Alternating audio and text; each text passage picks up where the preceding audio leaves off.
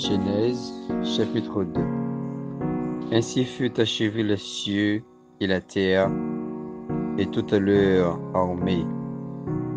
Dieu acheva au 7e jour son œuvre qu'il avait faite, et il se reposa au 7e jour de toutes ses œuvres qu'il avait faites. Dieu bénit le 7e jour et le sanctifia, parce qu'en ce jour, il se reposa de toute son œuvre qu'il avait créée en la faisant. Voici les origines des cieux et de la terre, quand il fut créé, lorsque l'Éternel Dieu fut une terre et des cieux.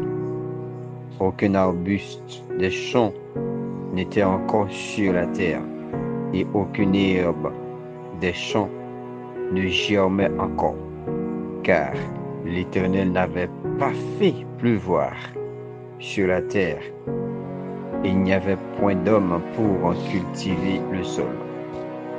Mais une vapeur s'éleva de la terre et arrosa toute la surface du sol. L'Éternel Dieu forma l'homme de la poussière de la terre et le souffla dans ses narines un souffle de vie, et l'homme en devint un être vivant. Puis l'Éternel Dieu planta un jardin en Éden du côté de l'Orient, et il y mit l'homme qu'il avait formé. L'Éternel Dieu fit pousser du sol des arbres de toute espèce, agréables à voir et bons à manger, et l'arbre de la vie au milieu du jardin, et l'arbre de la connaissance du bien et du mal. Un fleuve sortait d'Éden pour arroser le jardin, et de là, il se divisait en 4 bras. Le nom du premier est Pishon, c'est celui qui entoure le pays. De Avila, où se trouve l'or. L'or de ce pays est pur. On y trouve aussi le bdellium et la pierre d'onyx.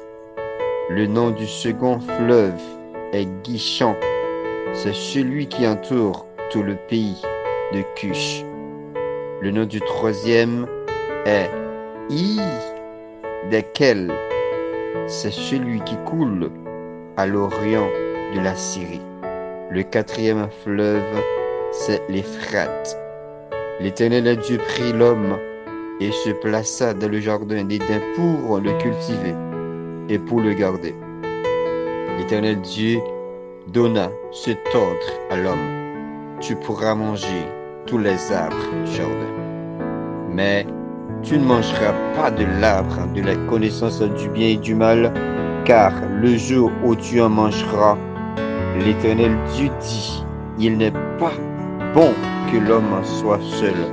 Je lui ferai une aide semblable à lui. L'Éternel Dieu forma de la terre tous les animaux des champs et tous les oiseaux du ciel. Il les fait venir vers l'homme pour voir comment il les appellerait, et afin que tout être vivant portât le nom que lui donnerait l'homme. Et l'homme donna les noms à tous les bétails, aux oiseaux du ciel et à tous les animaux des champs. Mais pour l'homme, il ne trouva point d'aide semblable à lui. Alors l'Éternel Dieu fit tomber un profond sommeil sur l'homme, qui s'endormit. Il prit une de ses côtes et forma la chair à sa place. L'Éternel Dieu forma une femme de la côte qu'il avait prise de l'homme, et il l'amena vers l'homme. Et l'homme dit: voici, cette fois, celle qui est os de mes os et chair de ma chair, on l'appellera femme, parce qu'elle a été prise de l'homme. C'est pourquoi l'homme quittera son père et sa mère, il s'attachera à sa femme, et ils deviendront une seule chair. C'était juste Genèse chapitre 2, versets 1er à 24.